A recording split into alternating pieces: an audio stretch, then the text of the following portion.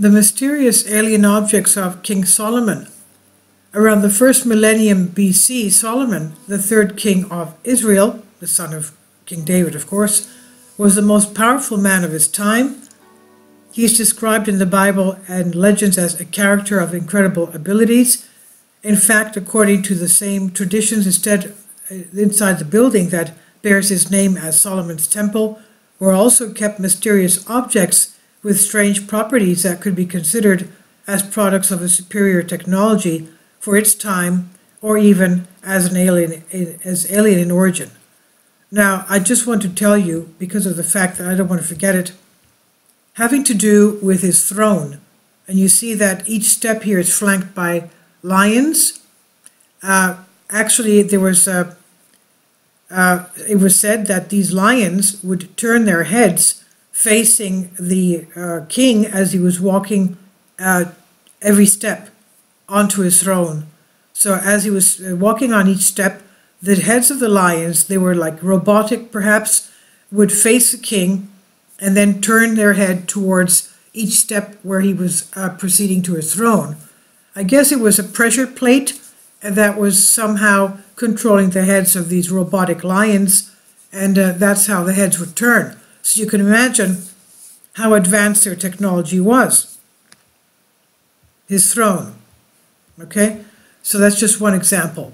Now, Solomon, son of David and Bathsheba, third king of Israel, ascended the throne of Israel in 972 BC, and he reigned for 40 years. At one point, he built the famous Temple of Solomon, in which several sacred objects of the worship of the Israelites were placed.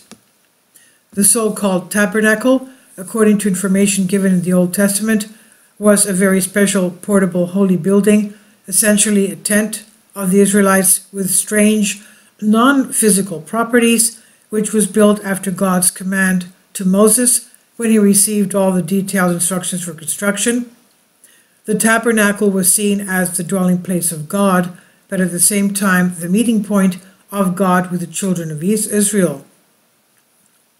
One of the mysterious properties of the tabernacle was that every time Moses entered the tabernacle, a cloud, a mist like a curtain, covered the entrance.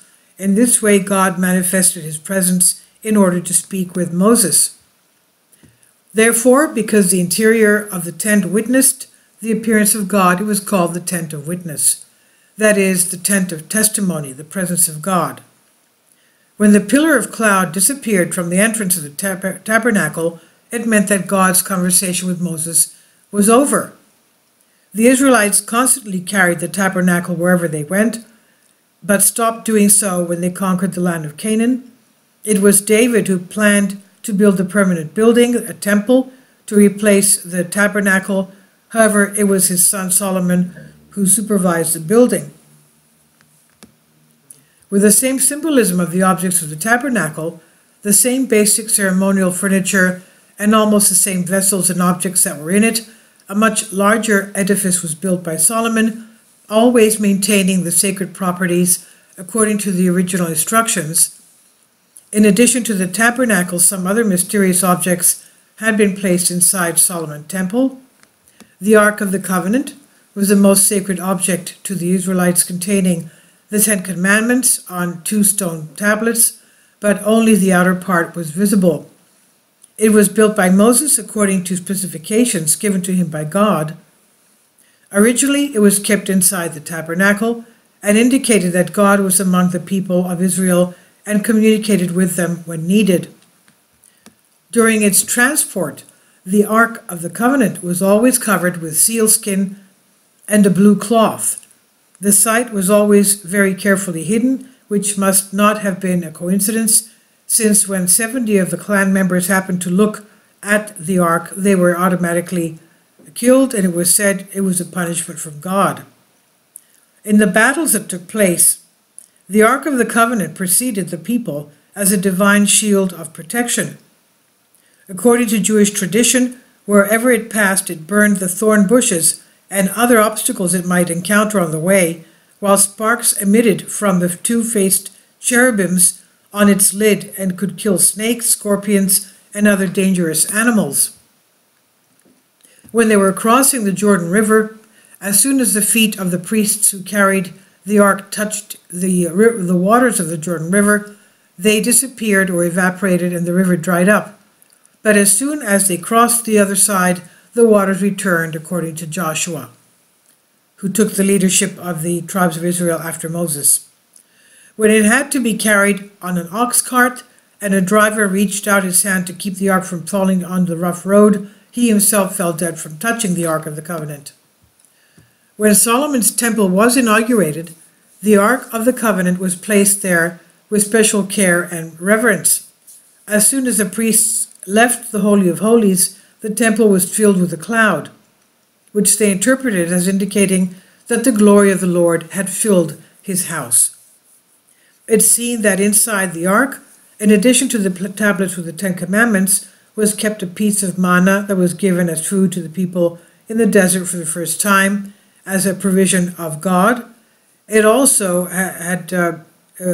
was placed inside the Aaron's magic rod, the rod of Aaron, which turned to a threatening serpent against Pharaoh, and again into a serpent which polluted the Nile and killed the fish, and finally which blossomed when it was placed inside the tabernacle. Of course, inside the temple, there were many other sacred objects, such as the sacrificial altar and 7-light lamp that initially burned in the Holy of Holies of the tabernacle, and over time became a symbol of the Israelites in the Jewish religion. Also, there was a sea of water, otherwise the molten sea, which was a huge copper basin, a tank of water. There was still incense and more. And according to various traditions and legends, King Solomon is said to have had flying carpets. One carpet, in fact, was supposed to be 60 miles long and 60 wide, capable of carrying 40,000 men. I guess instead of a carpet, we should think of a type of a craft. If we would like to say it is this improbable version, then maybe this was also guarded by Solomon and the flying carpets that emitted rays of light and fire inside the temple he had built. The lightning rods of Solomon's temples, 24 in number, are said to have been placed at various points on the roof of the temple, apparently not at random, but to protect it from lightning of the heavens. According to legend, King Solomon subdued and imprisoned 72 demons in a copper vessel as a gift to mankind. In fact, it's assumed that this story became a source of inspiration for the book of the Solomonic book.